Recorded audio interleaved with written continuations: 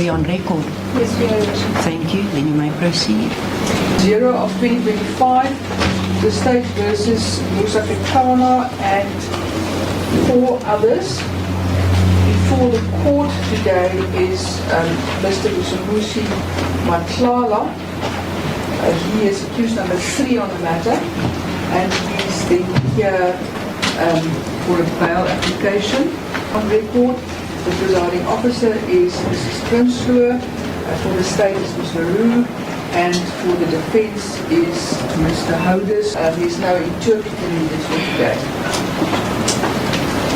I'm handing the charge sheet over to the court. Thank you so much. Place the following on record. And that is that this bail application has been long coming, since May already. So the state has drafted an affidavit in a position, and subsequent to that, 2 further supplementary affidavits. There was an informal arrangement or agreement between the state and the defense that discovery of these bail affidavits should occur the past Friday. This has not happened, and I take my defense position. We will probably explain that to the court. The reality of it, Your Worship, is that I was only provided this morning with the new affidavit drafted by the defense. I'm still busy perusing it, and I've not had an opportunity to consult with the investigating team on this, so I would already at this stage indicate to the court that I will request postponement so that we can prepare a proper response. But at this stage I will then have the floor over to my own. The applicant may be seated. Thank you, Worship. Mr. Houders. Good morning, Worship. Worship, I confirm my appearance for the accused instructed by Victim Kwashu or Victim Kwashu attorneys. Worship, I confirm most of what my learned friend has stated. We did give her the affidavit this morning. As will become apparent, Your Worship, she did, however, have a draft that didn't have all the details and has been subsequently amended that was provided to us, so she has some indication of what the final affidavit would look like. That is actually an annexure to one of the supplementary affidavits that she intends to use.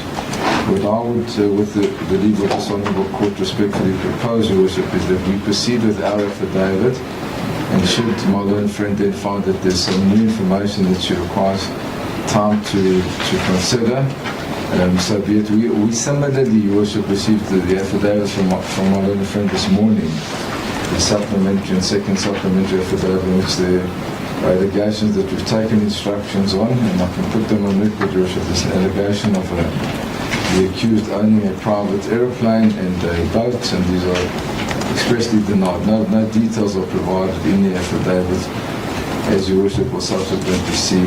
But my respectful request to Your Worship would be to proceed with the applicant's affidavit, Your Worship, in its final form of the attachments. It is lengthy, Your Worship.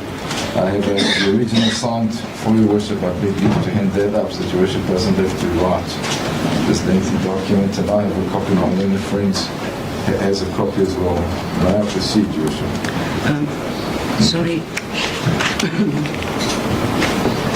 What's your surname, Mrs. Prosecutor? It's LaRue, Your Worship. LaRue. Oh, LaRue. Any objections that we proceed? Yes.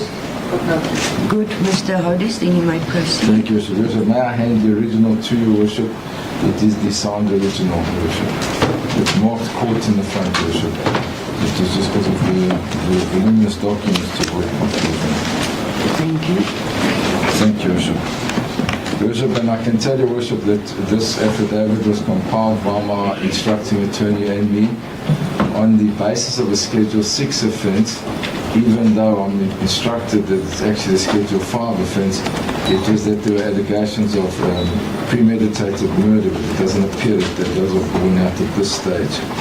So we went, in terms of Schedule 6, Your Worship, that will become apparent from the affidavit, and I believe my learned friend, well, I've seen in her affidavit, says it's Schedule 5. So that would be the correct schedule to apply for, Your Worship. Your Worship, the affidavit is headed in the Magistrates Court for the Regional Division of Gauteng, held at Alexandra Magistrate Court, case number RC 180/25, in the matter between Vusimuzi, Matlala, applicant, and the state respondent. Affidavit by the applicant for bail is envisaged in section 60, sub 11, sub A of the Criminal Procedure Act 51 of 1977, the CPA. It begins as follows. I, the undersigned Vusimuzi Matlala, do hereby make an oath and state that 1. I'm an adult male South African citizen, currently 48 years old. I'm the applicant in this application, having recently been added to this case. 2. I make this affidavit of my own free volition and have not in any way been unduly influenced by any person. 3. The facts herein contained or say or expressly indicated to the contrary within my personal knowledge and belief and are both true and correct. 4. Where I make submissions of law, I do so on the advice of my legal representatives, which advice I verily believe to be correct. 5. I am advised that I will face criminal charges of attempted murder, conspiracy, and money laundering. I am further advised that the state now seeks to bring an application for centralization of 2 other police dockets under Littleton CAS 167/08/2022, as well as Pretoria West CAS 448/01/2024, with the current case before this Honourable Court. Similarly, I face charges of attempted murder and conspiracy to commit crime in the police dockets referred to above. As the subheading of previous convictions or pending cases. 7. I'm advised that in terms of section 60, sub 11, capital B of Act 51 of 1977, I'm compelled to disclose to this court any previous convictions or pending cases that I may have against me.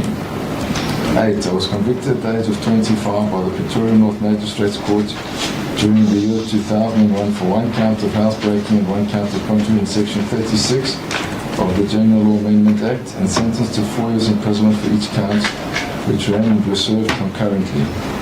There are no other convictions in my name that I can recall. I confirm that I'm currently placed under correctional supervision. Day parole or medical parole is contemplated by section 73 of the Correctional Services Act 111 of 1998. 9. Save for this matter, and now the 2 cases which the state seeks to centralize, I'm not aware of any pending warrants of arrest against me. I further confirm that I do not have any other cases pending against me in any other criminal courts. 10. I confirm that no order contemplated in terms of section 5 or 6 of the Domestic Violence Act 116 of 1998 has ever been made against me. I further confirm that no order contemplated in terms of section 3 or 9 of the Protection from Harassment Act 17 of 2011 has ever been granted against me. No orders of a similar nature have ever been granted against me. 11. I am advised that should I willfully fail, refuse, or furnish this court with false information regarding my previous convictions or cases pending against me, I will be guilty of an offence and liable on conviction to a fine or to imprisonment for a period not exceeding 2 years or both. Further, that my bail, if granted, may be cancelled and I may be required to remain in custody until my trial is finalised. 12. I've also been advised that the charges against me necessitate that my application for bail must be dealt with in terms of section 60 sub 11 sub A, read with schedule 6 of the Criminal Procedure Act 51 of 1977 as amended the Act. I submit therefore that it will be incumbent upon me to adduce satisfactory evidence to satisfy this court on a balance of probabilities that exceptional circumstances exist which in the interest of justice permit my release on bail. Subject the purpose of the application. 13. I depose to this affidavit to set out facts to demonstrate to this court that there are exceptional circumstances in my application which warrant my release on bail. 14. In so doing, I am advised that section 60 of the Act imposes stringent conditions for the granting of bail where a person stands accused of offences referred to in schedules 5 and 6 of the Act. Section 60 sub 4 to 60 sub 9 of the Act specifically set out factors which ought to be established by me and considered by this court before bail is or is not granted. I shall later deal with these factors. 15. I'm also also advised that the Act does not specify the nature of the exceptional circumstances. However, the courts have since interpreted this section to accept the weakness of the state's case, the personal particulars of an applicant and other relevant factors to amount to exceptional circumstances in such applications. Subject personal circumstances. 16. I'm an adult male South African citizen with identity number 76052856358081. I'm self-employed as the director of 4 companies, namely CAT, VIP Protection Pty Limited, Lux South Africa Investments Pty Limited, Black AK Trading, and Medicare 2420 District Pty Limited. 17. The first 3 businesses have operated at 8th floor Menlyn Central Office Towers, 125 Dallas Avenue, Menlyn Park, Menlyn, Pretoria, since September 2021. Although their lease agreements were signed by Medicare 24 since it used to operate at this address.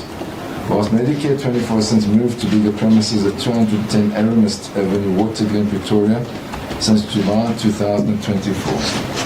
In this regard, I attach here to the rental invoices for both businesses marked as VM1 and VM2.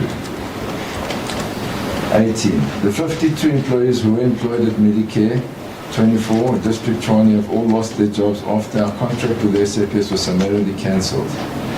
However, CAT Protection and Security additionally employs 12 permanent employees in its office and 30 permanent guards. The office staff at CAT Protection and Security also perform on an ad hoc basis other duties of other companies. 19. I own a property situated at 23 Alhena Street, Midstream Bridge, Ekurhuleni, Pretoria, which is currently valued at approximately 6.6 million rand, and a property situated at 14602 Manaka Street, Mamelodi East, Pretoria, which is currently valued at approximately 1.1 million rand. I have a tenant residing at the latter property in Mamelodi East. 20. I also own a Mercedes-Benz SUV and 6 BMW sedans, which have a combined value of approximately 6 million rand. 21. I reside at 23 Alhena Street, Earth number 5124, Midstream Bridge, extension 65, Ekurhuleni, with my wife and our 3 daughters. I have a further 6 children that I support financially. The household furniture, appliances, fittings and accessories in this property are valued at approximately 3 million rand. This house is registered in the name of CAT Protection and Security Pty Limited, of which I am the sole director. In this regard, I attach the utility bill here to mark VM 3A and B. 22. I do not have any financial interests or assets in foreign countries. I have registered a trading trust in Mauritius with the intention to invest in that country during 17 January 2025. My plans to invest in the country are still at a very early stage. I have not taken them any further and undertake not to pursue them until this matter has been finalized. I do not have family, relatives or friends in any foreign countries. Also do not have any intention to relocate anywhere beyond the borders of RSA. The Mauritian Trust was initiated for commercial and tax purposes only. 23. I was the only child to my mother who died in 2005. I currently live with my wife and children. I support all 9 of my children. 24. I've undertaken visits outside the Republic of South Africa, with my last visit being on 19 April 2024 to Eswatini. I returned to South Africa on 20 April 2024. My passport bears the stamps indicating my movements following my presentation thereof to the immigration officers. I exited Eswatini on 20 April 2024 as is evident from the Eswatini immigration stamp.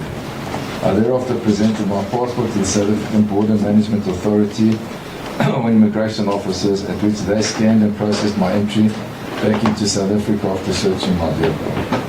25. I've been informed that the South African Home Affairs Movement Control System does not reflect my entry back into South Africa. I have no control over how the Department of Home Affairs conduct their internal systems. It is well known, though, that the Home Office, the Home Affairs systems are not always up to date, and in many instances they have been found to have captured incorrect information or none at all, as is the case in point. 26. I presented my passport to the immigration office and they processed my entry. I also know that I presented my passport to the South African Police Services officers at the Broom Gate when they searched my vehicle and let me come back home.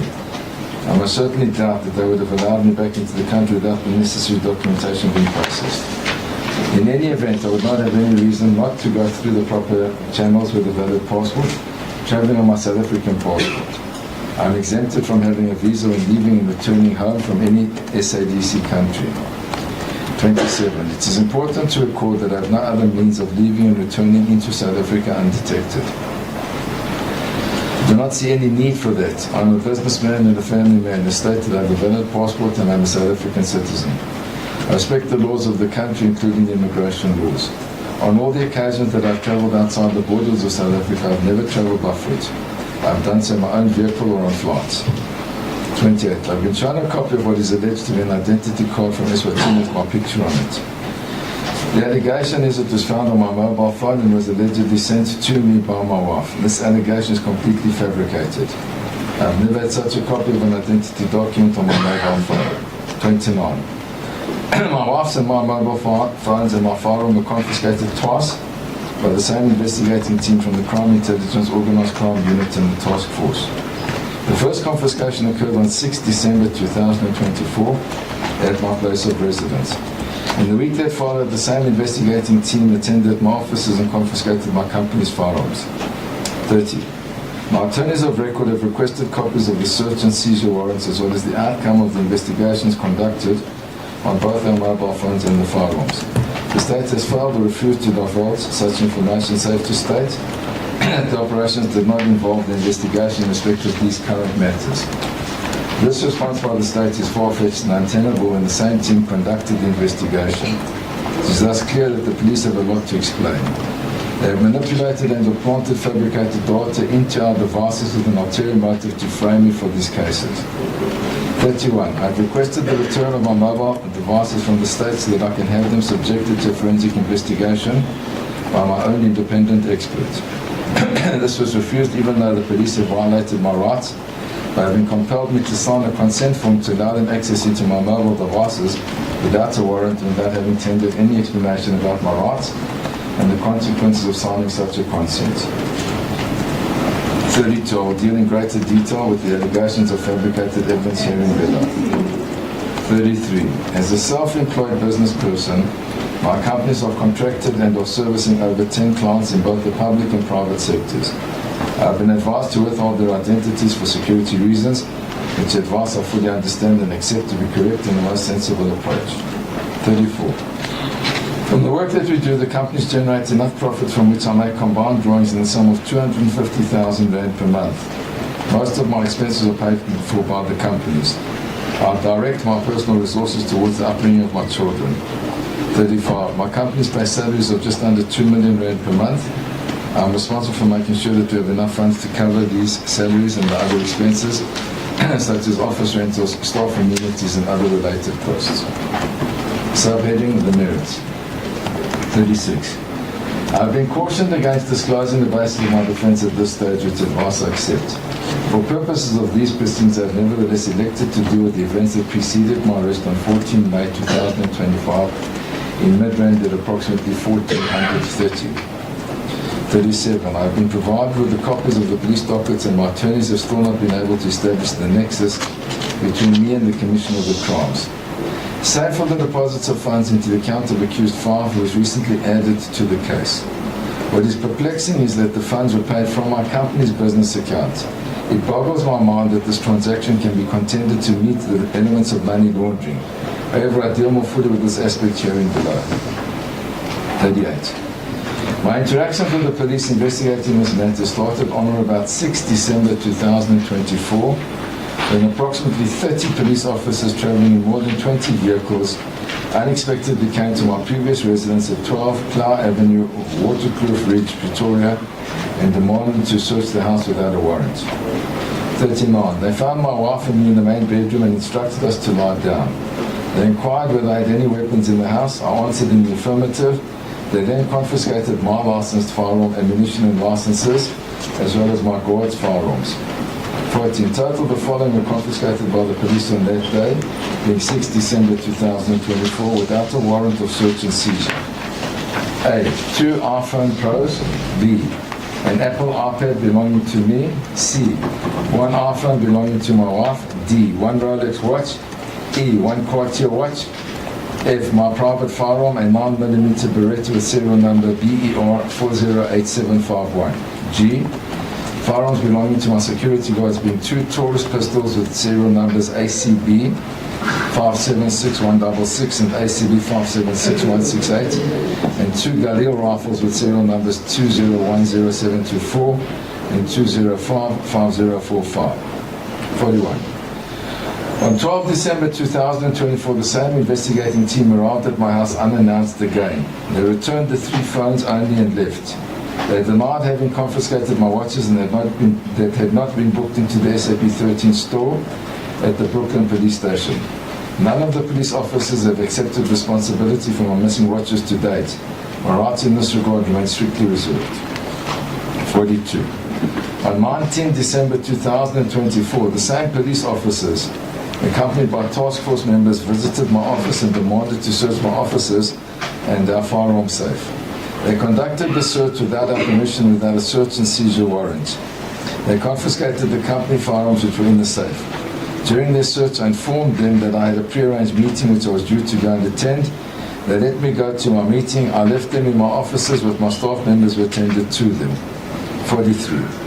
Whilst I was in my meeting, I received a call from my office that the same police officers wanted the second key to the firearm safe. So I sent one of my colleagues to go and deliver it to them. I remained in my meeting. 44. On my return to my office, I was informed by my staff members that the police had confiscated our company firearms which we needed to use at the sites where we were contracted. 45. On 31 December 2024, I attended at Brooklyn SAPS to collect both my personal and company firearms after one officer, Barrett, who forms part of the investigating team, contacted my erstwhile attorneys, Tenkamp attorneys, to do so. This demonstrates that I was always available to the police regarding any investigation. 46. I'm of the well-considered view that this arrest was an abuse of the process because I have never evaded arrest, nor have I ever demonstrated any sign of being uncooperative to the investigating officers. 47. The effect of this arrest is only resulting in suffering irreparable harm to both my right to freedom and my right to dignity as enshrined in the Constitution. I'm of the view that the police could have easily called me or my attorneys and made arrangements for me to hand myself in if there was any need for me to do so. 48. Instead, I was made to endure the embarrassment of a spectacle in a public area. I was further exposed to the media whilst I was already under arrest and held at the Boksburg North Police Station. In fact, I'm advised that the media sent questions to my company, Medicare 24, approximately half an hour after my arrest. 49. I record that my rights to privacy, dignity, and to be presumed to be innocent as enshrined in the Constitution were unnecessarily violated by these actions. I've also learned that my name was widely publicized by the media even before I appeared before this honorable court. Subheading. At the charges in Santon, CAS 436/10/2023. 50. As stated herein above, I've been informed that I will face charges of attempted murder, conspiracy and money laundering which relate to the 3 police dockets. From the outside, I record that all these charges are baseless and lacking in substance as will be shown herein below. 51. I intend to plead not guilty to all these charges should this matter ever proceed to trial against me. I am certain that I will be found not guilty at the close of the state's case as there is no evidence upon which a court acting reasonably could convict me. 52. On the charges of attempted murder, I deny the allegations. I challenge the state to demonstrate by way of evidence that I was either directly or indirectly involved in the commission of these heinous crimes. I can state as a matter of fact that I was not involved in these crimes. 53. I know the victim in one of the charges in the draft charge sheet and the indictment. I was advised not to make mention of her name in this affidavit to protect her identity for her safety. She and I dated for a period of approximately 13 months since early 2020. I ended the relationship during September 2021. There was no acrimony at the end of our relationship. I moved on with my life and I got married to my current wife.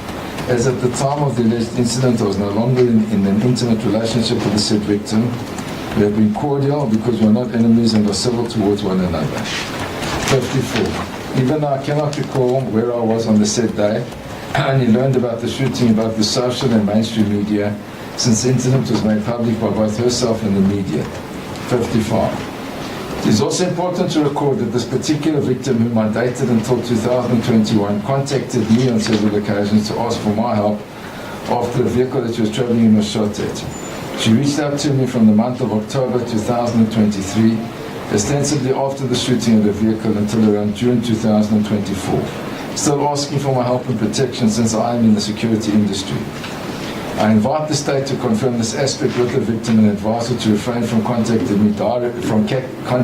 me directly or indirectly, since I'm now charged in this case.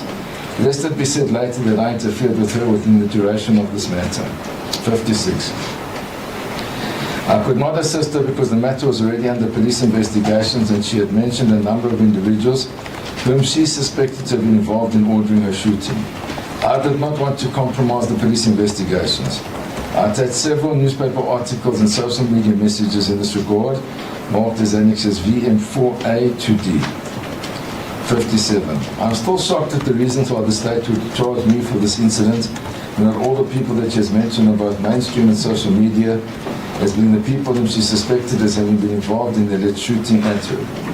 If she was the targeted victim and not the other two occupants of that vehicle, it does not make any sense to me that I would be associated with her shooting.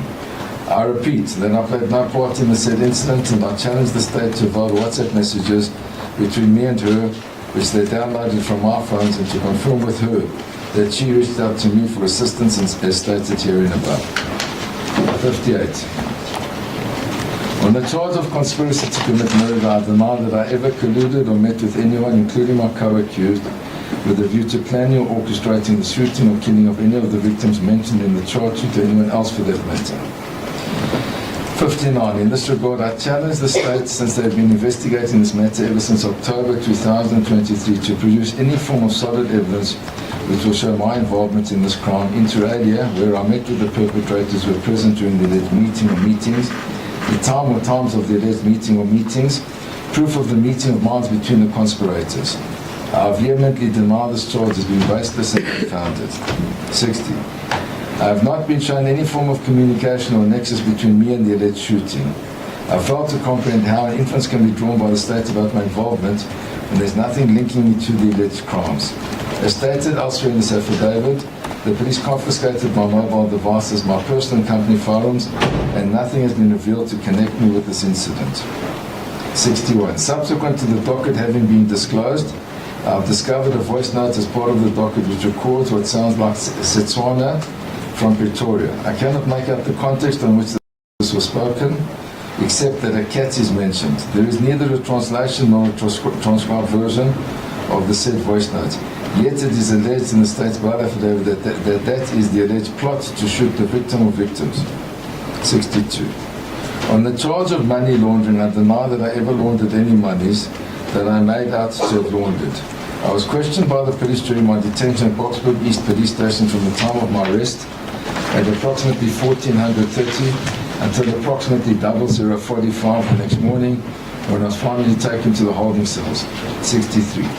During the interrogation, I was shown a bank statement belonging to a company, Lelake Construction and Projects, ostensibly owned by the daughter of accused 2 in this matter. In the said bank statement, there were 2 deposits which came from our company account of 20,000 rand, which I deposited to the account held by the daughter of accused 2 on 12 October 2023 to assist with medical expenses for accused 2's mother, who was terminally ill and later passed away on 18 October 2023. 64. I was informed by accused 2 about the death of his mother that morning, and I contributed an amount of 100,000 rand to assist with funeral arrangements into the same account. However, the police only relied on the 100,000 rand which appears on the bank statement as having come from my company account via EFT, insinuating that I had paid this money as a fee for the shooting of the victims mentioned in the charge sheet. 65. I was also shown and asked to explain the amount of 200,000 rand which was deposited by the accused 2 into my Black AK trading business account a few weeks after the above transactions. It did not come as a surprise that the accused 2 would have deposited money into my account, since I had lent him monies in the past. He could very well have been refunding me for the funds which I paid to his nominated account as narrated herein above. 66. I must record that accused 2's mother was instrumental in my upbringing and emotional support.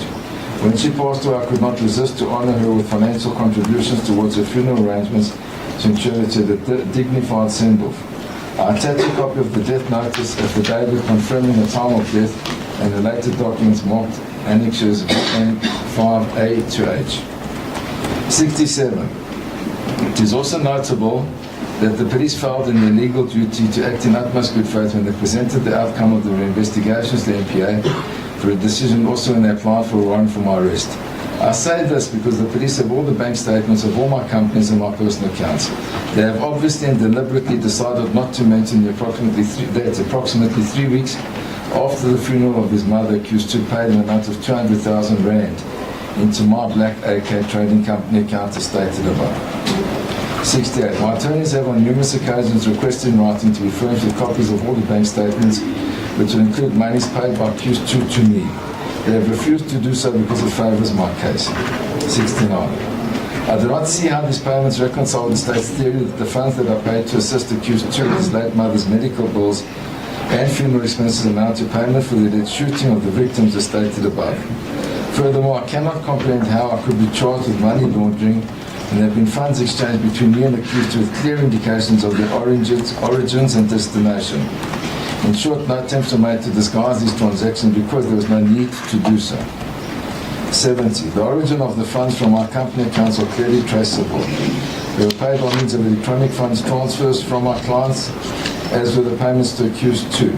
Regard being had to my explanation, I do not see how the state proceeded to involve the matter against me. 71. I submit that the above affirmance in the text annexures constitute objective evidence in support of my version that I paid the money for the purposes mentioned herein above. 72. I had the opportunity to be favoured with the bank statement of Matlala, construction and projects and copies of the payments which were made for the funeral preparations. The fact that there were cash withdrawals remained the prerogative of the account holder. I was informed that the cash was utilised to pay for expenses associated with the funeral arrangements. In this regard, I attached the said bank statement marked as VM6. 73. I record that the funds came from our company Medicare 24's account, which is our operational company account, and with my knowledge and permission. The source of those funds is clearly identifiable as income derived from our regular daily operations. This is in stark contrast to the allegations that I transferred these funds with the intention of hiding the origin, as would be the case in the charge of money laundering. 74. I submit that the state will fail to sustain any of these charges against me because, as it stands, these charges are based on mere unsustainable suspicion and speculation, which in our law can never be elevated to evidence. 75. There is no evidence or allegation that I'm aware of that places me on the scene of crime, such as video footage, cellular phone records, etc.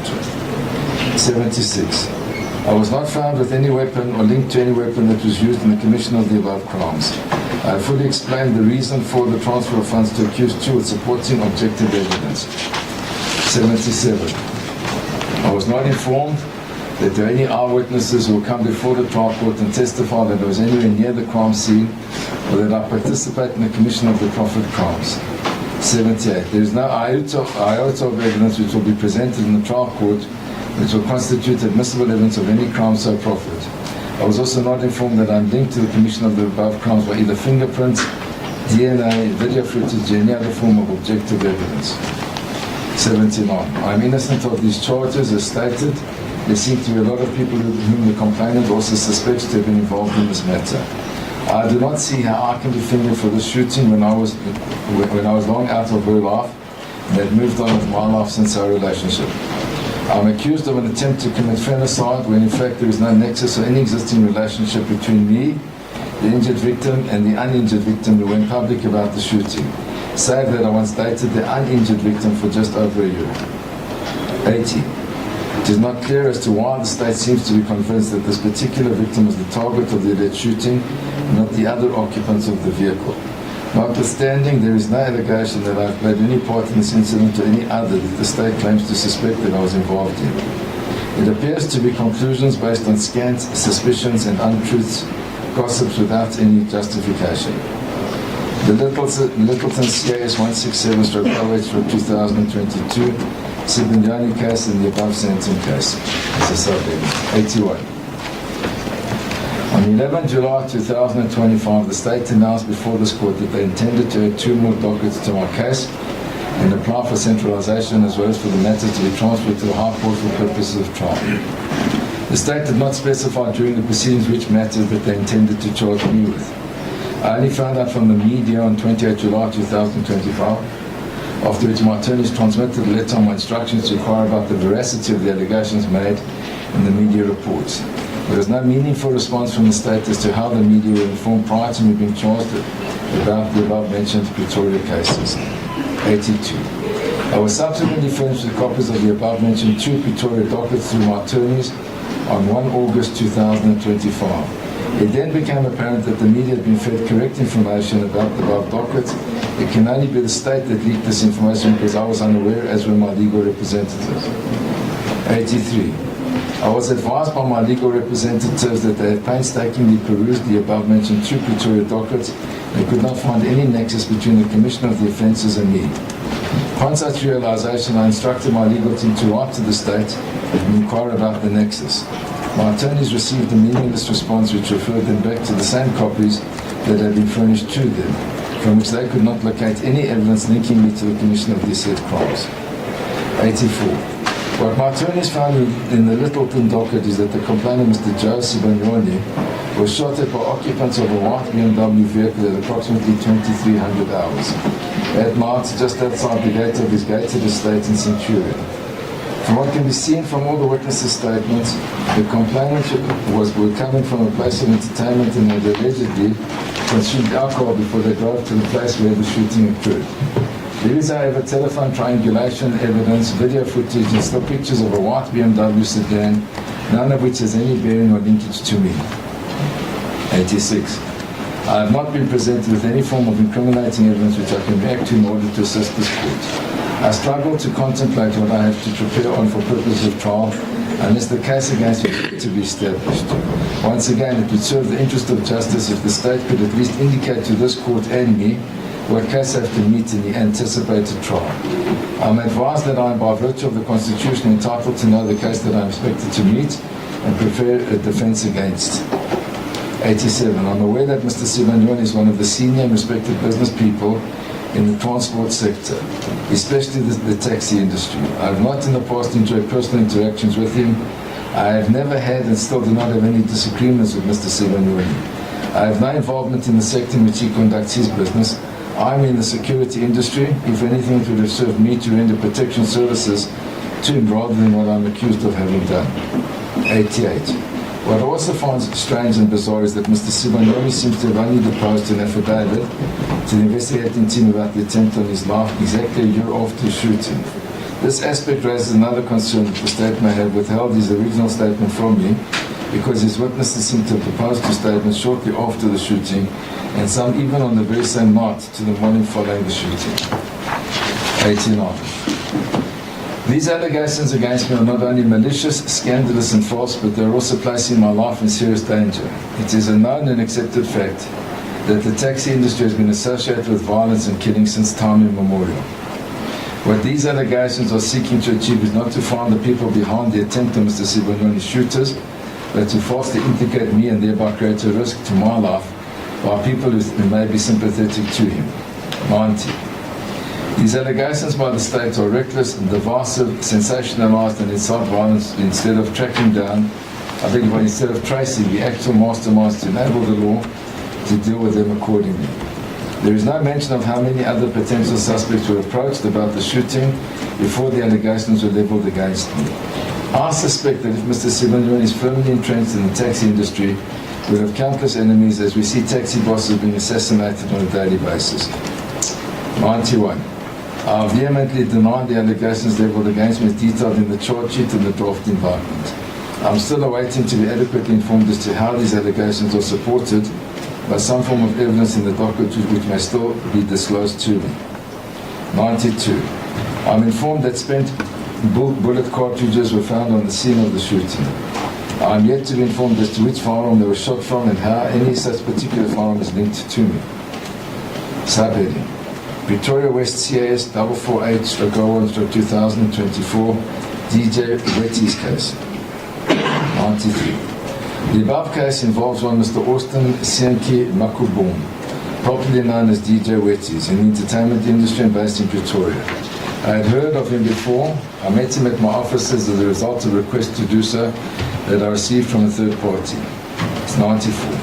My attorneys have been friends with a copy of this police docket which relates to a shooting during 2022. It appears that statements from his witnesses and him were only obtained during the months of June and July 2025, subsequent to it being announced that I would be charged for a shooting.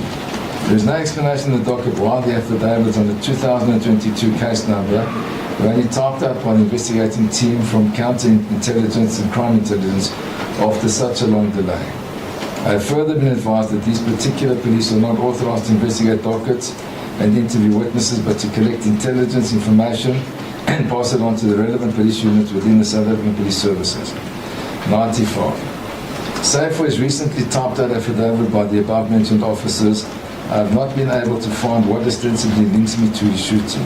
I have only noted that he alleged that I told him on our very first meeting that the instruction to kill him came from what he termed the Mzwazi camp, referring to the late Mr. Jonathan Zanavula Msibi, who was also one of the most senior and respected businessmen in the taxi industry. 96. What I have seen typed in his recently obtained affidavit is a lot of fiction that I do not for a moment believe that can be attributed to him. It is clear that the investigating team had gone to great lengths to try and link me to a shooting. These fanciful, fictitious allegations remain suspicions which in law can never be elevated to facts. They have tried to add that I confessed to DJ Wetties that I was responsible for the shooting of my ex-girlfriend in the Santon case as well as Mr. Simeoni.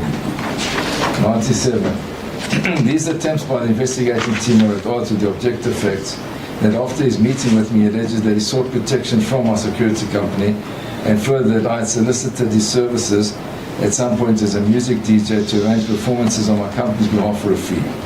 98. Additionally, at some point after his shooting, he telephoned me for advice regarding his discomfort with the manner in which the current investigating team were intimidating him in their tactics when they interacted with him. I advised him to cooperate with them if I believed that they were police officers. 99. I am yet to be provided with evidence which may seek to suggest that I had anything to do with the attempt on Betty's life, as well as the motive thereto. 100. Despite my attorney's repeated attempts to request evidence which has a nexus between me and these shootings, there has been nothing forthcoming from the state. I cannot meaningfully deal with these allegations against me because there is no allegation in the docket that Wetties or any other witness contends that I ordered his shooting. Similarly, there is no allegation that I had any motive to do so. 101. I am advised that there were spent bullet cartridges found at the scene of the crime. I have however not been informed of how I am connected to the shooting as well as what motive I am alleged to have had to do so. These allegations by the state are nothing but a persecution against me for a reason not known to me. 102. I have requested the state through my attorneys to disclose to me any evidentiary material, including but not limited to witness statements, DNA, fingerprints, video footage, or ballistic reports, since they unlawfully confiscated my firearms, including those belonging to my company. The state has failed and or refused to disclose, save to distance themselves from these unlawful operations by the same investigators. 103. My attorneys have since written to the state to request the return of my mobile devices so that I can have them examined by my own expert to rebut what appears to be planted data information with a view to falsely incriminate me on these unsustainable charges. I have made this request following the revelations by General Makwenazi that my mobile devices were handed to the Independent Directorate Against Corruption, IDEC. I have never authorized them to have possession, much less access to my electronic devices. I've also not been served with a warrant of search and seizure of my electronic devices by both the current investigating team and IDEC. I am advised that there are strict procedures that must be followed in this regard, that I have not seen any evidence in the disclosed copies of the docket that any such procedures were followed. 104.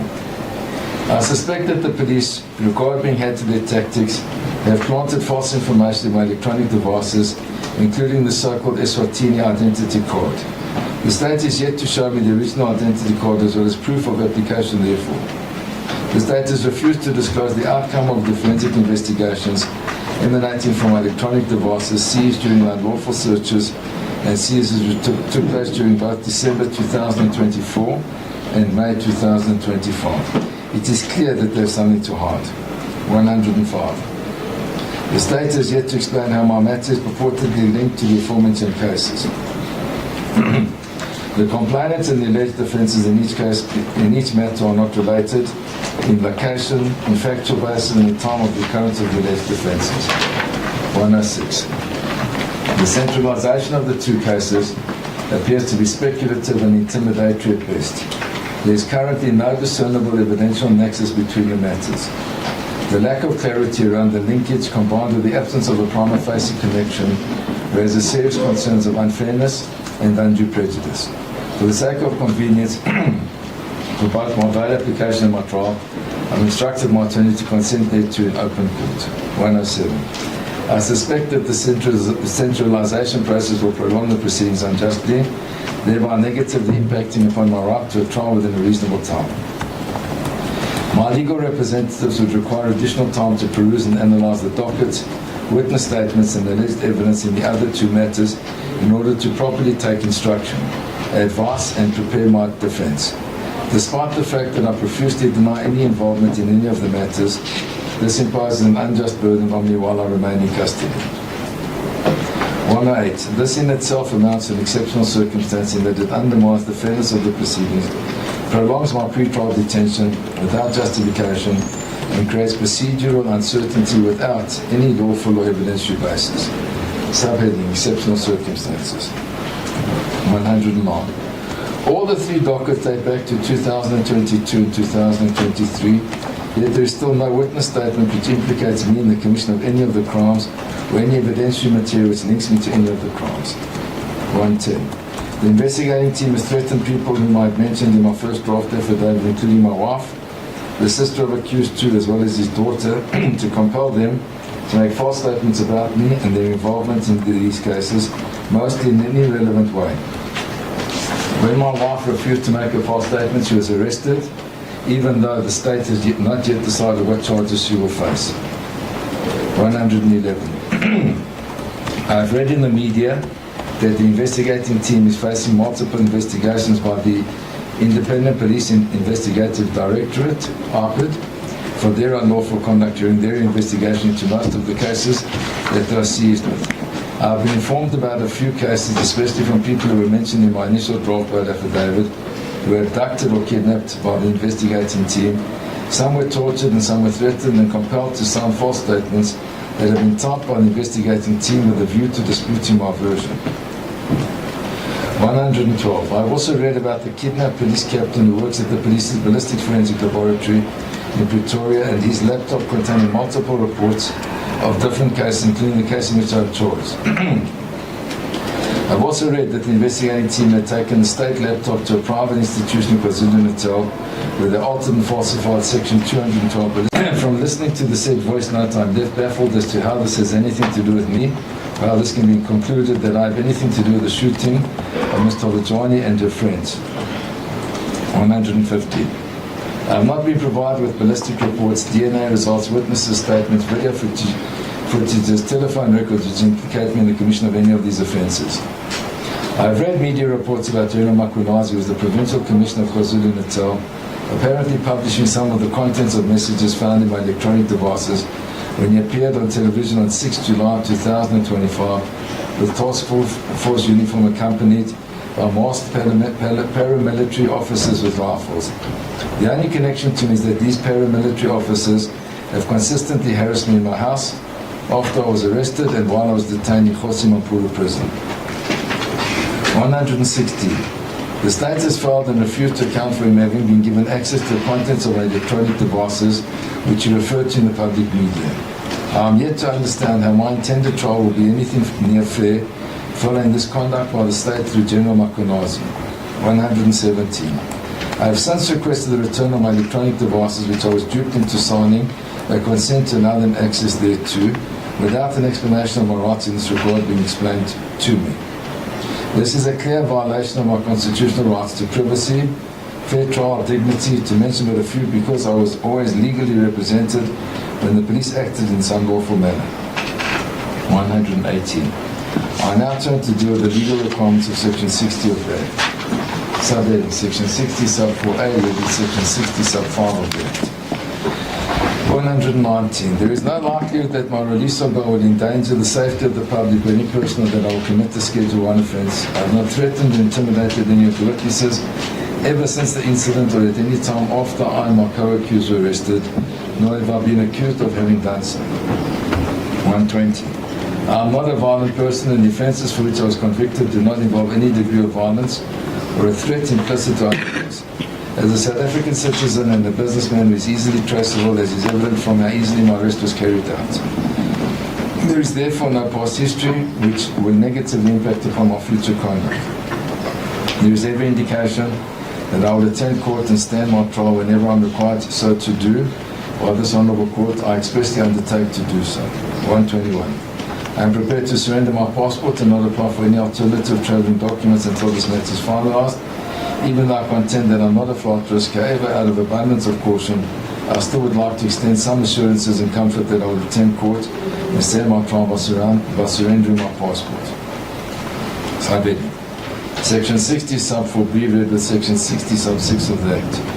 122. I have strong emotional, family, business and community ties within the province of Gauteng since I grew up in a foster home situated in Mamelodi. Additionally, my companies are all situated in Pretoria. I am married and have 9 children who are still dependent on me. 123. I have been self-employed since 2017 in a period of approximately 8 years. As stated, I am contracted to clients who are both in the private and the public sector. Therefore, I do not intend to jeopardize my reputation or status by committing crimes or even evading my trial or doing anything that is likely to interfere with the prosecution of this matter. 124. Furthermore, I have known about this investigation against me since early December 2024 and have consistently cooperated with the investigators. I have not attempted to flee. I believe that I will prove my innocence. For this reason, I fully cooperated with the investigating officer. I did not resist when I was arrested, and I answered all their questions during their interrogation, which lasted approximately 10 hours. I was advised that the investigation be completed, and hence the state applied for and granted a warrant for my arrest. 136. So I've been visited by the police on several occasions during the month of December 2024 that did not produce any warrants of search and seizure during their unexpected visits. Nevertheless, I've cooperated with them. I had no proof that they were actually police officers, save for the uniform that they were wearing on each occasion. They refused to identify themselves. Instead, they were extremely rude, violent and aggressive to the point where I believed that if they were genuine police officers, they were acting rogue. 137. I am in the security industry and I've had to take some form of legal steps to verify the identities of the vehicles which were constantly surveilling me and my family and paying unexpected visits, as most of the individuals came wearing masks. If they had violated any of my constitutional rights and the laws of the country, which I've already demonstrated that they did, it may prove difficult for anyone else to identify them in a possible police lineup. As is evident, the vehicle details alleged to be found on my mobile phones, which is denied, belong to some company, and there are no police details or names of any police official. A practice known to be used in intelligence services who do not investigate police cases but are tasked to gather and collect information for police detectives. In the circumstances, I submit that there is no likelihood that I will attempt to influence, intimidate witnesses or to conceal or destroy evidence.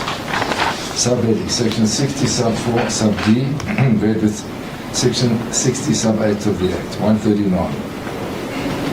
As alluded to elsewhere in this affidavit, I still regard myself as a contributing member of society. I have in my employ 94 people collectively working for my companies. I have done nothing to suggest that I will undermine the proper functioning of the law or jeopardize the investigation or disturb the public order and peace. 140. Accordingly, I respectfully submit that should I be released on bail, my release shall not disturb the public order or undermine the proper function of the criminal justice system. In any event, every South African knows that we all have the right to be presumed innocent until proven otherwise. 141. I'm also advised that the refusal of granting bail should not be used as a punitive measure against me. 142. I will always attend court as directed by this Honourable Court and comply with any such conditions that this court may deem appropriate for my release on bail. Section 60 sub 4 sub E, read with Section 60 sub 8 capital A of the Act. 143. I'm advised that the consideration under these subsections do not arise as the valid application relates to Schedule 5 and not Schedule 6. However, it bears emphasis that the state's case against me is at the very least thin and based on conjecture, speculation and suspicions. Section 60 sub-9 of the Act. 144. I'm advised that due to the fact that this matter involves more than one accused in several charges, especially if the state succeeds in its application for centralization of additional dockets, the trial, should it proceed, is most likely to take a considerable amount of time before it is finalized. I need to be at work so I can raise funds in order to pay for my legal fees. If I am not granted bail, I will suffer substantial prejudice due to my detention pending trial. 145. In all likelihood, there may be thousands of documents involved in this matter and information of a technical nature, which may require me to employ an expert in preparation for my defense. Accordingly, keeping me in custody will also hinder me from preparing for the trial adequately. 146. I suffer from asthma and chronic tonsillitis. I was admitted at Midstream Mediclinic in 2021 for almost 2 months for this condition, just after the height of the COVID-19 pandemic. I was also admitted on 13 August 2023 for approximately 2 weeks to the same hospital for the same condition. I am still on chronic medication in this regard. My medical records are easily verifiable by the police should this court so direct. 147. If I contract bacterial germs while in custody, my health must likely deteriorate and I might lose my life. 148. I accordingly submit that the interests of justice, considerations of prejudice, and the balancing of respective interests favour my release on bail. The refusal of bail can only prejudice me and creates no benefit to the state. 149. In the premises, I respectfully submit that I have discharged the evidentiary burden of proof that I am saddled with to prove on a balance of probabilities that the exceptional circumstances that in the interests of justice do indeed permit my release on bail. I nevertheless reserve my right to supplement this affidavit should it become necessary to do so during this proceedings. 150. Should this court release me on bail, I can raise the amount of 100,000 rand to post as bail. However, should the Supreme Court find a higher amount to be appropriate, my family will ensure that same is paid to secure my release on bail. And it's signed off. Wherefore, I humbly pray that this court admit me to bail in an appropriate amount and with such reasonable conditions as this court may deem appropriate. And your worship will note it's signed by the applicant provided the department to this affidavit on today's date, and the oath has been taken as well. And the attachments are included. Does the applicant before court confirm the contents of this affidavit?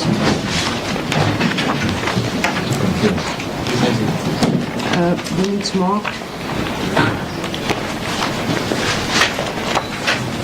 I see there has been exhibits entered onto this charge sheet. Mrs. Marie, do you know what the numbering is? If I can just have the charge sheet, I can assist the court to establish what is the next exhibit number. I would appreciate that. Thanks.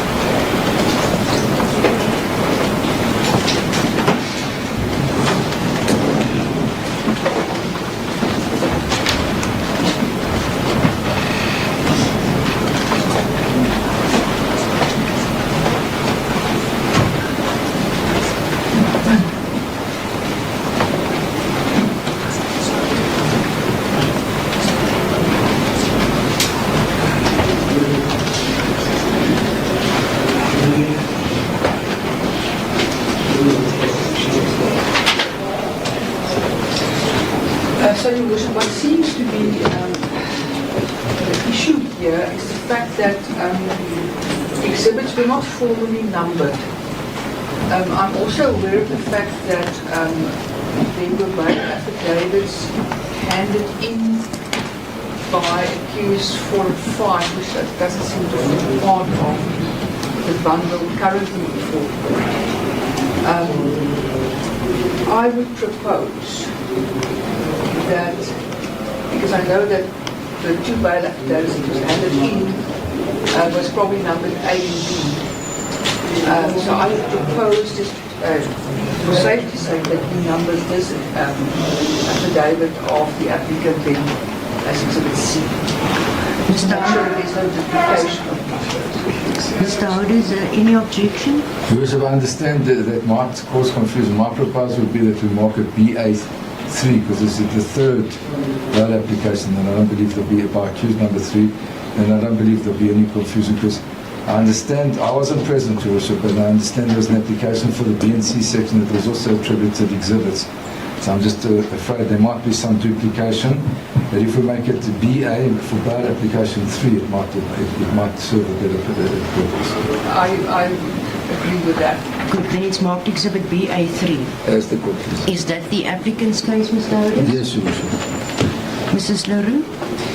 Your Worship, thank you. I can proceed with what I had prepared for the court, but as I've indicated before, there are various allegations made in this latest bail affidavit, which I need to attend to. So I will still attend then to ask for a postponement. Your Worship, I'm handing to the court then the 3 original affidavits prepared by me and by the investigating team. So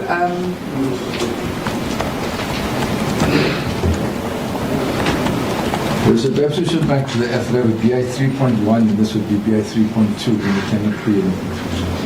yeah, All right, I will renumber it 3.1. As you wish. 3.1. Thank you, Worship. So I will then number the original bail affidavit prepared by us as BA 3.2. Then the first supplementary I will number as Exhibit BA 3.3. And then the final one I will then number as Exhibit BA 3.4. Please, Your Worship, I'm handing that over to the court now.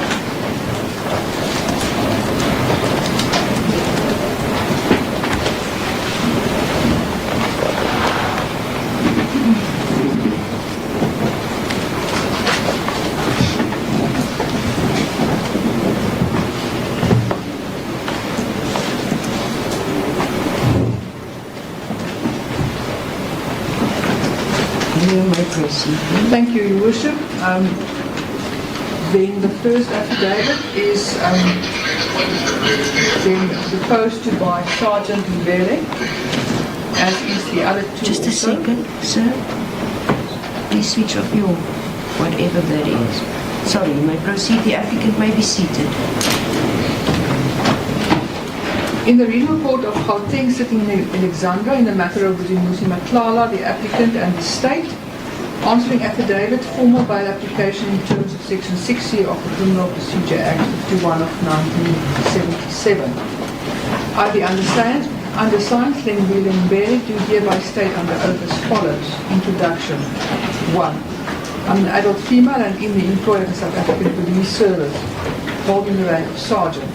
I'm stationed at the Gauteng Organised Crime Unit. My cell phone number, I'm not going to place that on record, Your Worship, the cell phone number, so that should just be deleted. I have 19 years experience as a police officer. The facts contained in this affidavit are to the best of my knowledge, that is paragraph 2. My knowledge, I believe, true and correct. These facts furthermore fall within my personal knowledge unless expressly indicated otherwise, or the context implies the contrary.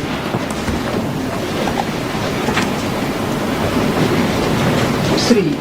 I'm the lead investigating officer in Fraudulent case 436 of 10 of 2023. The charge is currently being investigated against the accused of conspiracy to commit murder, 3 counts of attempted murder, and 1 count of illegal possession of a firearm and ammunition in terms of the Firearms Control Act. Your Worship, I can just add here, these facts are now a common cause between the state and the defence, is that there are in fact centralization underway with regard to the Littleton and Royal West matters. At that stage, at the point when this affidavit was made, that was still in a very preliminary stage, so that was not included in the affidavit at that stage. The purpose of this affidavit, paragraph 4, is to oppose applicant's application to be released on bail. 5.1, I pause to add here that the applicant was arrested on Wednesday the 14th of May 2025 and is cited as accused 3 on the charge sheet. 5.2, his first appearance was on the 15th of May and the matter was then postponed to 19 May for a formal bail application. 5.3, accused 1 and 2 were arrested on the 23rd of April and 17 May 2024 respectively, but on the 8th of November 2024 the matter was removed from the court roll because of an outstanding ballistic report. 5.4, after the removal from the court roll, the matter was taken over by the Gauteng Organised Crime Unit, which is when I became involved in this matter. 5.5, the case was placed back on the court roll on the 31st of March 2025 by way of the J175 subpoena served on accused number 1 and 2. 5.6. They are therefore not currently in custody on this matter. 5.7. They were however in custody during the initial court appearance in 2024 when bail was denied. Paragraph 6. The scheme of this affidavit is as follows. 6.1. I deal in the first section, that is paragraph 8 and 9, with the general background on contract killings and the facts of this case. 6.2, in the second paragraph, section, that is paragraph, it should read paragraph 10, Your Worship, 10 to 14, I will deal with the legal position I regard to be pertinent to this application. 6.3, in the third section, paragraph 15 to 19, I will set out my reasons for opposing bail pertaining to the applicant with reference to the legal position set out in the second section of my affidavit. 7.1. I will make disclosure in this affidavit of all the material facts of which I am aware and that I consider might influence the Honourable Court in coming to its decision. 7.2. I am constrained to do so in the utmost good faith with all the scrupulous candour that I am advised is required of me. 7.3. In a narrative of events, as in this matter, it is obvious that I am required to exercise a value judgment at each turn of this affidavit as to what to put in and what to leave out. 7.4. My decision as to content is designed to provide the Honourable Court with sufficient information to enable him or her to exercise its discretion in a proper fashion and to determine on the facts whether the applicant should be released on bail. 7.5. I was informed as to requirements contained in Chapter 9, that is Section 58 to 71 of the Criminal Procedure Act, regarding bail, and that these sections are interpreted by our courts of law within the framework of the Constitution of the Republic of South Africa. I subscribe to the principles regarding respect for human rights, more specifically the right to freedom of movement laid down in case law over the years. Paragraph reading the background, paragraph 8. I've been investigating serious and violent crime for the past 19 years and more specifically contract killings from 2016. What I'm about to state here below is therefore from experience gathered over years of investigations in my capacity as a police officer. 8.1. The incident that gave rise to the investigation can be described as a contract killing. 8.2. These types of killings are hallmarked by an assassination-style shooting with no other motive than to eliminate the victim. 8.3. The perpetrators of these types of killings can be divided into 3 categories. Firstly, you get the gunmen. They are professional guns for hire and can therefore be described as career criminals. They earn their living by killing people. In this instance, accused 1 and 2 fall within this category. Secondly, there is the so-called middleman. This is the contact person between the client and the shooters. This is the person who also facilitates the payment between the client and the gunman. There doesn't always have to be a middleman. Sometimes the client may have direct access to the gunman, as is the case in this matter, and there is no need for the services of a middleman. The third person in this triad is the client who does not want to do the killing himself for a variety of reasons. He or she is, however, the catalyst for the crime to be committed. I can just delete the brackets portion. That was a previous draft, so the court can just ignore that. 8.4, the victim will always be a person considered to be a threat to someone typically involved in criminal activity, like fraud or corruption, or where there is a history of animosity or strife between the victim and the person who desires the death of the victim. 8.5, it is important to bear in mind that this type of murder is meticulously planned and executed with precision. This invariably involves intimate knowledge regarding the movements of the victim on the day of the planned killing. 8.6. The perpetrators of this type of crime are without a doubt extremely dangerous and unscrupulous. 8.7. It can be stated without fear of contradiction that contact killings have become a scourge in our society. Here reference can be made to the widespread reporting of the recent killing of Ubita Diokaram, suspected to be a whistleblower within the Gauteng Department of Health, and Colonel Charles Kenia, who was investigating a gun racket within the South at the time. 8.8. From my own experience, there is a definite rise in this crime phenomenon, and I've been investigating such cases over the last 9 years. Then, under the heading Facts Particular to this case, paragraph 9.1, the 3 charges of attempted murder arising from a shooting incident that took place on the evening of the 17th of October 2023 at the corner of Bryanston and Walton Drive in Bryanston between the hours of 10 o'clock and 10:30. This shooting carries all the characteristics of an attempt to a contact killing.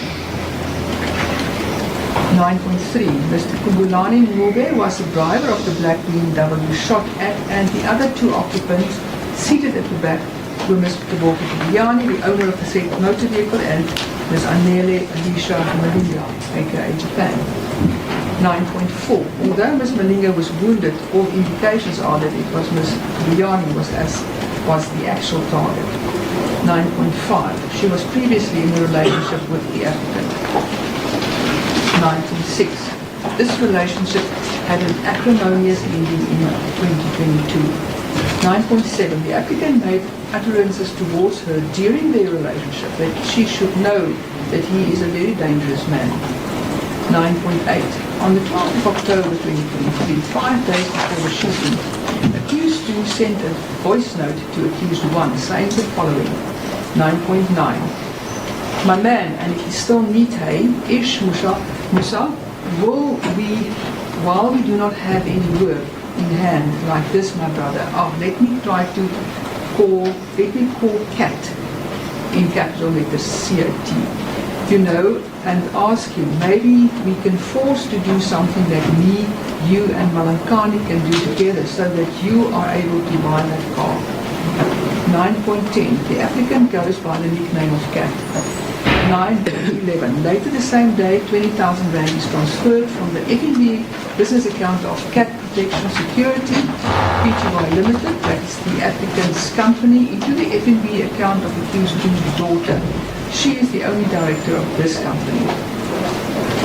9.12. 50,000 rand is then transferred from this account into the FNB account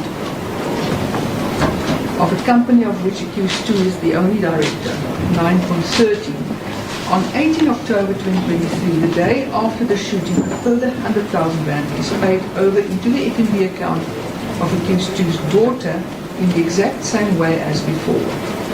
On the same day, 50,000 rand is paid over into the account of accused 2. The reference appearing on the bank statements in both instances is Medicare 24. 9.14. The applicant is the only director of a company called Medicare 24 Swane. 9.15. The applicant, in anticipation of possible arrest, already engaged the media in the matter.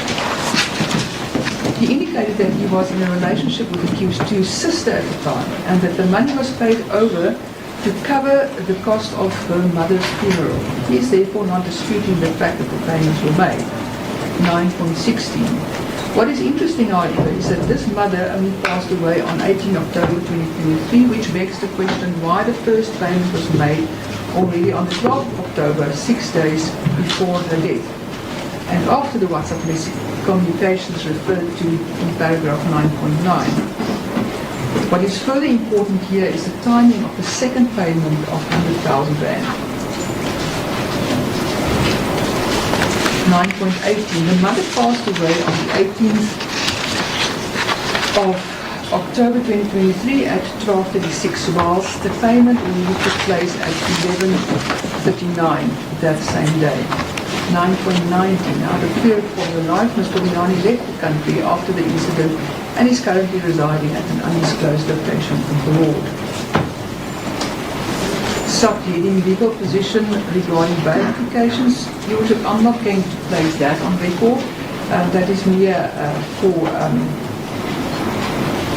academic reasons, and I will obviously address the court fully when I argue the matter. So we can proceed now for at the next subheading, which is reasons for opposing bail, starting at paragraph 15. Bail with regard to the applicant is opposed based on the following aspects. 15.1. The applicant is, by his own admission, a dangerous criminal with no regard for human life. Apart from arranging the killing of Mr. Vignani in cold blood, he endangered the lives of the occupants of the motor vehicle they were travelling in. 15.2. The crimes that he is charged with are at this stage conspiracy to commit murder, 3 counts of attempted murder and money laundering, and if he is convicted will face long-term imprisonment. 15.3. This matter is particularly serious because Mr. Vignani was in a previous relationship with the applicant. This matter therefore falls within the ambit of gender-based violence. 15.4. Apart from that, Ms. Malinga, who was wounded, has been left paralyzed. Her life as she knew it before this incident was destroyed. 15. I see my numbering is unfortunately not logical, Your Worship, so I will just amend the numbering as we proceed further. So 15.5, the evidence against the applicant is overwhelming and if released on bail, he has a strong motive to evade justice. 15.6, he has the means to leave the country at any time. Information received currently is that he owns a private jet.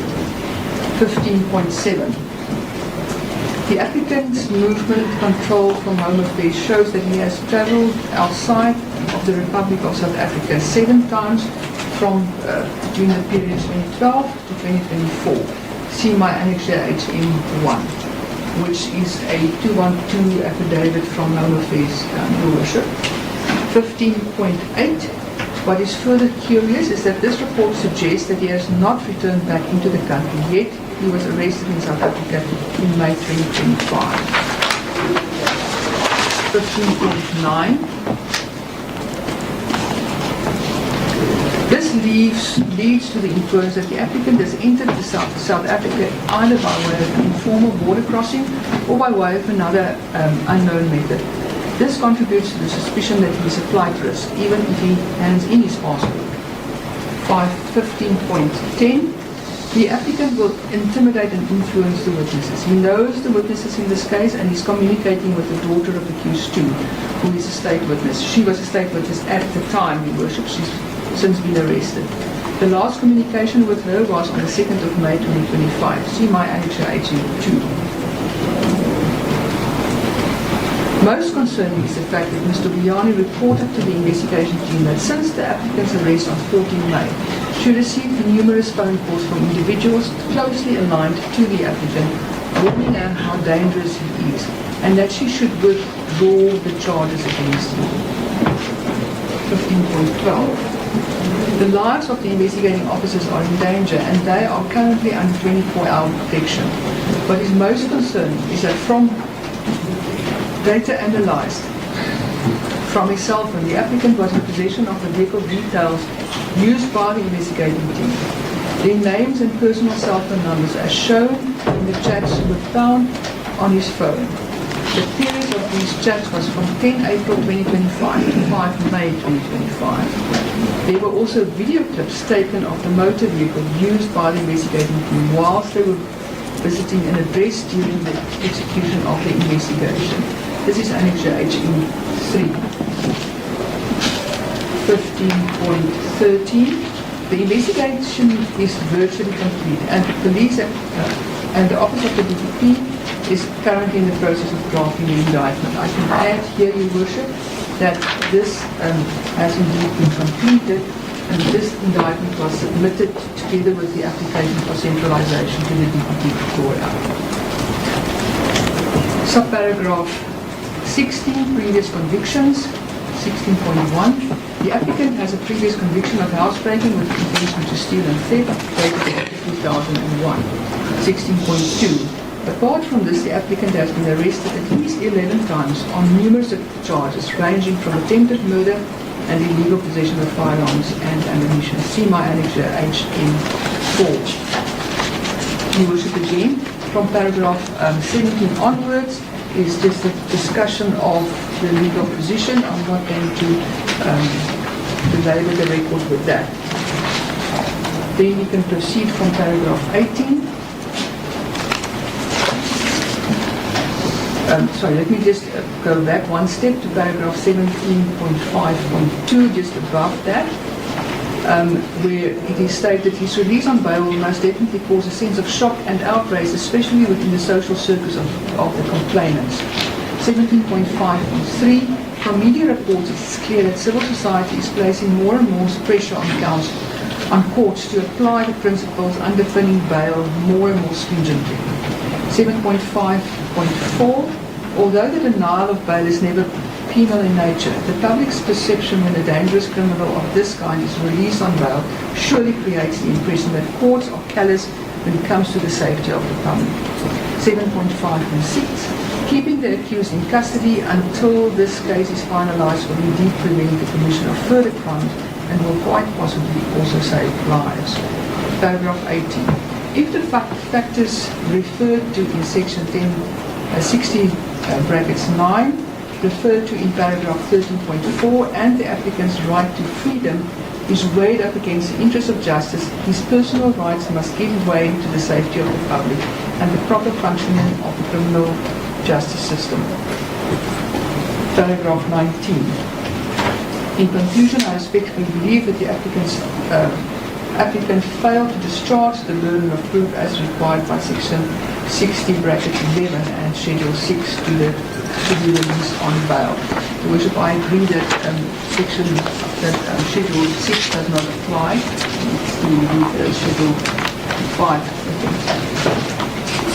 Your Worship, so what happened then after that, after this affidavit was proposed to by the investigating officer, the court will note that the date of this affidavit was the 19th of May 2025. So what happened after that is that the state was at that stage provided with what is now referred to as the draft affidavit of the applicant. So after we studied the affidavit, it was decided to then prepare a supplementary affidavit. So what I need to just bring to the court's attention is that at that stage, on the 19th of May, for some reason the bail application could not proceed, and it was then postponed to, I think the date was then the 31st of May. So it was subsequent to that that this supplementary affidavit was then prepared. So the court will note that the date of this supplementary affidavit was then the 28th of May 2025. So I will proceed. It's not a very lengthy affidavit. It just deals with certain aspects of the then first draft of the applicant's bail affidavit. So I'm not going to go through the formalities. I will just then start again there from paragraph 4 onwards. I have the opportunity to peruse the bail affidavit of the applicant, that is accused 3, and wish to comment as follows. At paragraph 7 and 32-37.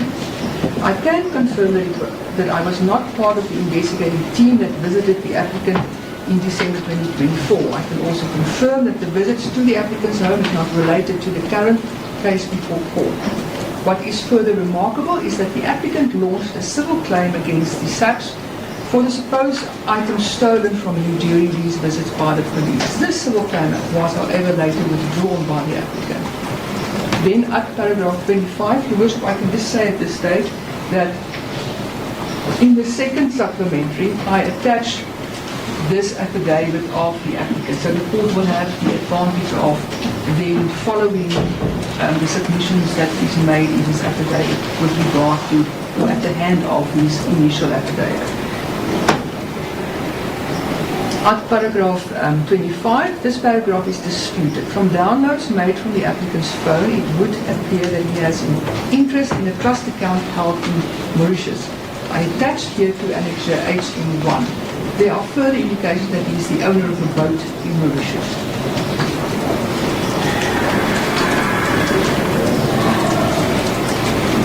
Your Worship, I think maybe just for clarity, I think I should just then read out into the record his paragraph 25 at the time. So the applicant contended in this first draft affidavit in paragraph 25, I do not have any financial interest or assets in foreign countries. I do not have family, relatives or friends in any foreign countries. I also do not have any intentions of relocating anywhere beyond the borders of RSA. I was the only child to my mother who died in 2005. I currently live with my wife and children, and I'm taking care of my children. So that is what is stated in this paragraph 25, which prompted then our response. Paragraph 5 of the supplementary reads as follows. Further to the above, additional downloading of the phone of the applicant accused 3 was made after the last court date. A photo of an Eswatini identity card belonging to the applicant was found on his WhatsApp chats. Preliminary investigation points to the fact that this identity card may be false. I attached a copy of this photo as Annexure HM2. False or not, this identity card will enable the applicant to cross the border between South Africa and Eswatini. Paragraph 7. What is more suspicious is the fact that the applicant presents himself as Vusimuzi Lamini on this identity card.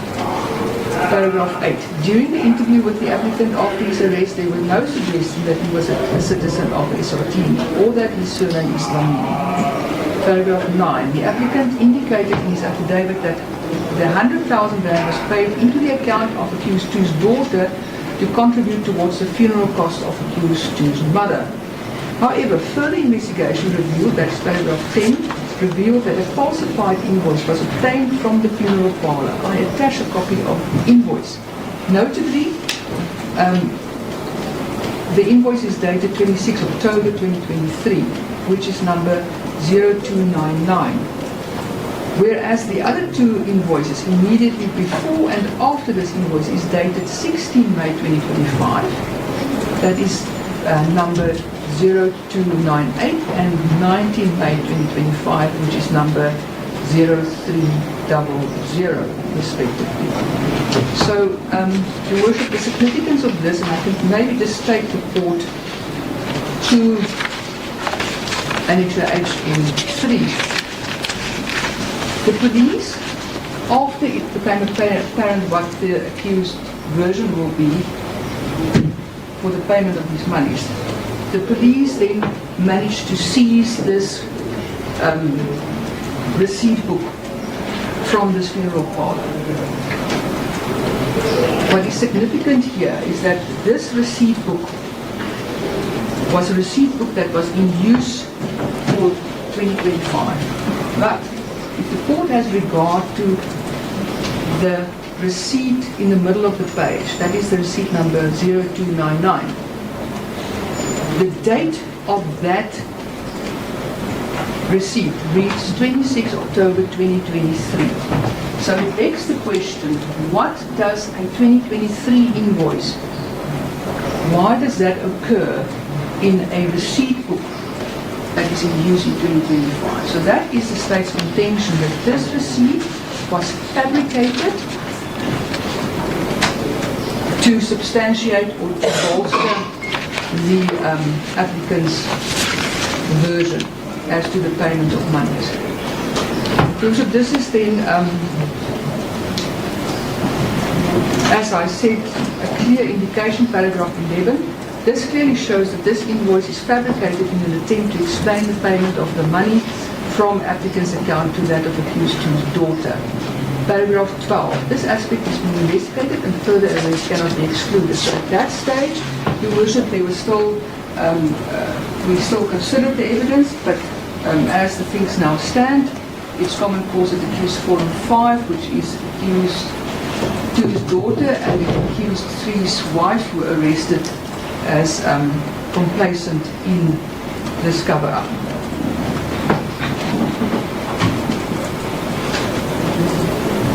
Paragraph 13. The aspects discussed above clearly indicates that the applicant is not playing open cards with this order.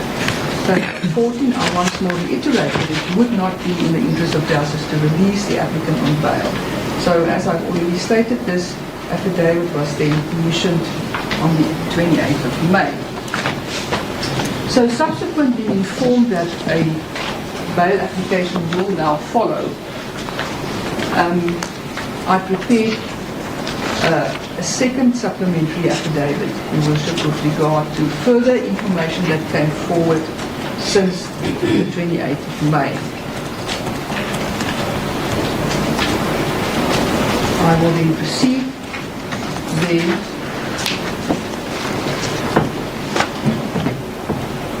from paragraph 4. The court's attention is drawn to the fact that subsequent to the 30th of May, the applicant's bail application was postponed to Tuesday the 3rd of June. On the 3rd of June, the applicant abandoned his bail application. On that day, his wife, however, proceeded with her application, which was not opposed by the state. She subsequently received bail. Paragraph 5.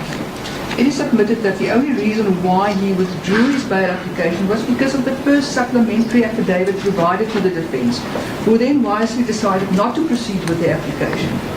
It is further contended that the facts contained in the first supplementary convincingly showed that the applicant did not play open cards with the court in his bail affidavit. I considered it incumbent on me to attach that original affidavit of the applicant, albeit unsigned, to the second supplementary affidavit as HM1, that the court will find it under HM1. Paragraph 6. Of particular importance is his paragraph 25 in HM1, and my response thereto in my first supplementary affidavit. See paragraph 4 and 5. Paragraph 7.1. Before I proceed further, it is important to point out that upon the applicant's arrest on the 14th of May, 2 iPhones were found in his possession. 7.3. Standard procedure upon arrest is that all cell phones are immediately seized. 7.4. An arrested person is then given one of 2 choices. Either he or she gives consent to the downloading of the content on the phones, or an application will be made for a search and seizure search warrant in terms of the Cybercrimes Act 19 of 2020 to access the information contained in the phone. The applicant elected to give the investigation team permission to download the information contained on the 2 phones. I attach here to the written consent as Annexure HM2. Paragraph 8.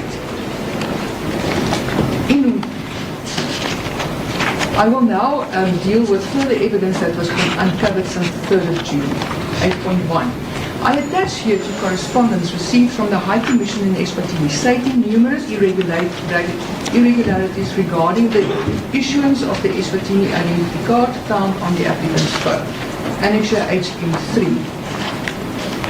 Further to this, I also attach here to an affidavit from an official from Home Affairs stating that the applicant's mother is indicated as Singa Mapuli Matlala. This is Annexure HM4. This is contrary to what the applicant apparently indicated in his application for the Eswatini identity card. If I can just then, for record purposes, just refer the court to this information received from the High Commission. There it is stated specifically in the first bullet. The personal identification number for Vusimuzi was created on February the 12th, 2024 and was issued or was used to issue a national ID before a birth certificate was registered. This action violates the standard procedure, as a PIN should not be issued after a valid birth certificate has been successfully registered. Should only be issued after a valid birth certificate has been successfully registered. The birth record was only registered 8 days later on February 20th, 2024. Second bullet. The national ID was issued without the collection of biometric data, such as a thumbprint, which is a mandatory requirement. Third bullet. The birth certificate on record lists Vusimuzi Dlamini as the second-born child of Mshongwe Kusina Tembe. However, the records show that Mshongwe already has a second-born child who was born on July 2021, 1972. Third bullet. Fourth bullet. Mshongwe Kusina Tembe has officially denied having a child named Vusimuzi Dlamini. So, Your Worship, what this clearly states is that this identity card, which the applicant now alleges was somehow planted on his phone by the investigative team, is clearly a fraudulent document.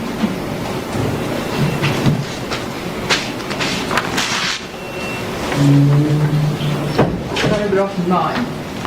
From this, the following conclusions can be drawn. 9.1. The applicant was prepared to lie to this Honourable Court in his initial bail affidavit. 9.2. The applicant obtained his S14 identity card fraudulently under a false name, Vusimuzi Dlamini. Paragraph 10.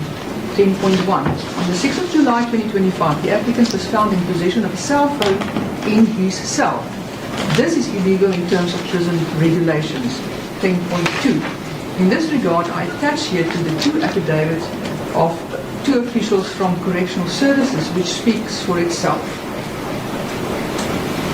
I can just summarize what was indicated in these affidavits, Your Worship, and that is that if upon a reading it will be clear that the applicant tried to hide the cell phone by trying to throw it in the toilet in the cell, but it was nonetheless retrieved by the officials. Paragraph 11. 11.1. Sergeant Sitoli, who was part of the investigation team, took possession of the phone on the same day, and it was subsequently taken for downloading. 11.2. I attach here to a short report with the results of the downloads as Annexure HM7. 11.3. From this report, the following is significant. 11.4. On page 2 and 3 of HM7, two screenshots that were made from this phone shows activity on the 6th of July. What is significant about this date is that this was the day when General Mkhwanazi made his explosive press briefing about corruption within the senior ranks of the SAPS. 11.5. What is even more telling about this is that the applicant was busy watching the press release on his phone. See paragraph 3 of HM5. 11.6. It should further be highlighted that there are 3 significant contact numbers found on his phone. I've listed them, Your Worship. Your Worship will have regard to that. HM7, there's a list of 26 contacts on his phone, and I will discuss now the ones that I consider to be relevant. Number 6 on page 1, which is the contact details of the policeman Faleni Zungu from the DPCI, which he listed as operator on his phone, contact list. The second bullet point of paragraph 11.6. The other number of interest is number 18, which is that of the now infamous Brown Mokotsi. What is important to note is that Brown Mokotsi attempted to make contact on several occasions with the applicant on the 6th of July. The question that arises in and that begs for an answer is how did Brown Mokotsi knew that he could contact the applicant on his number while he was incarcerated awaiting trial? The phone was at that time already in the possession of Sergeant Sitoli, and it was put on flight mode when it was confiscated. The third bullet, number 22, is a person by the name of Serge Kabonge. What should be explained here is that when a person is target of a contract killing, a spotter on the day of the so-called hit will keep track of the movements of the victim. There is a strong suspicion that Serge Kabongi fulfilled this role on the day of the attempted killing of Miss Tobiana. He was in her company hours before she was shot at. Not only that, he invited her to a traditional restaurant in Alexandra 2 weeks before the incident. Unbeknownst to her at the time, accused one, Musa Kakana, was also there. She clearly recalled accused one sitting there and watching her. She only realized this after the incident when she was shown a picture of Musa Kakana. Paragraph 12. From the above, it is clear that the applicant is dishonest and have no regard for the law. Not only that, he is a flight risk because he is in possession of a fraudulent identity document and can easily slip over the border to Eswatini. From this falsified identity card, it is further apparent that he could have obtained it only through corrupt means.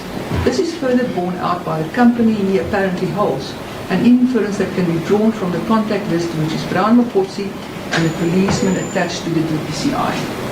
I once more reiterate that it would not be in the interest of justice to release the applicant on bail. This affidavit was then commissioned yesterday, the 1st of September.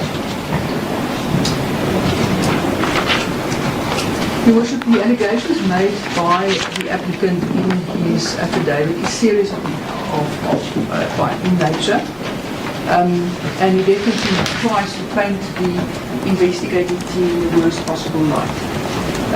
He attacks their integrity, accuses them of theft, and that they are inclined to plant evidence on him for whatever reason. Your Worship, I have already spent hours in consultation with the team, but we did not expect these allegations as they stand at the moment in the bail application. So I would then approach this court.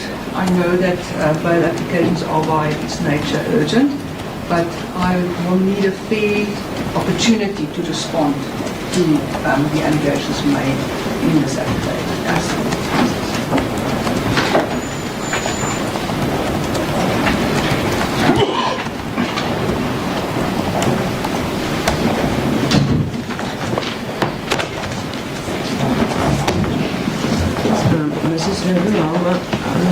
How much time do you need to do this? You should ask for a week. I'm in any event not available this week. My first available date is next Tuesday the 9th of September.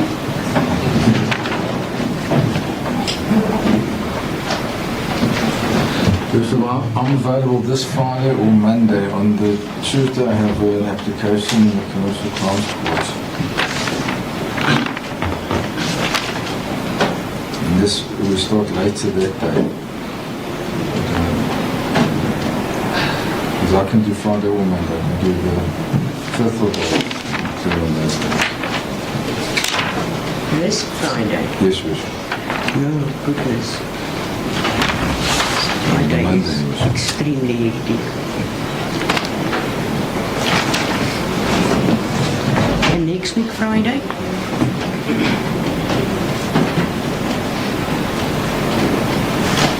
Oh no, sorry, I'm not available. That's why it's open. I'm not available. Sorry about that. The 11th of September? Your Worship, let me just have a look.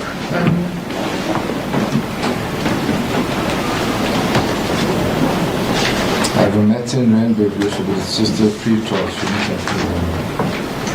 I also have a matter in Randburg, not the same, on the 11th, which could take the whole day. Is Your Worship available on Monday the 8th or not?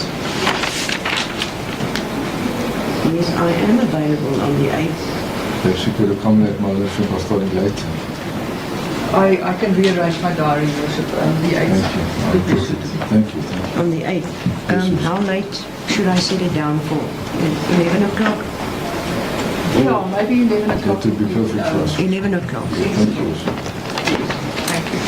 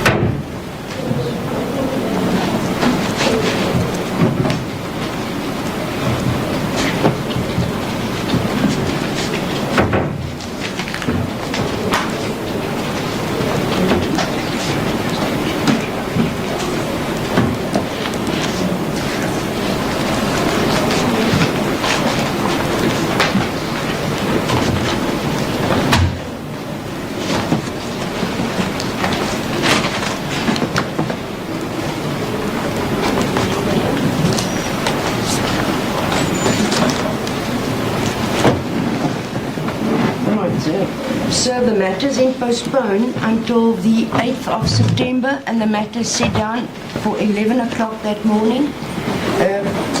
The applicant will remain in custody until then. Thank you.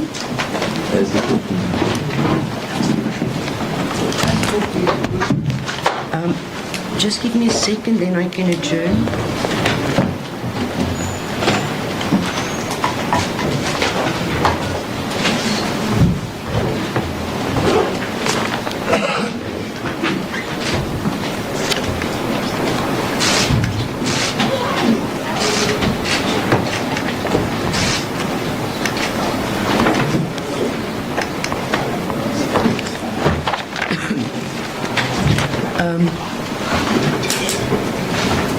When you finish with the detention warrant, just hand this back to me, okay?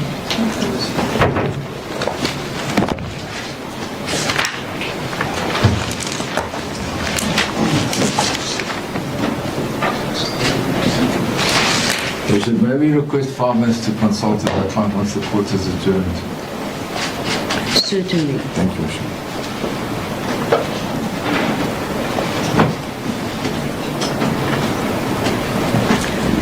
I'm going to adjourn, say, for 20 minutes or so, just to clear the courtroom so I can proceed with other matters. I thank you. Court then adjourned.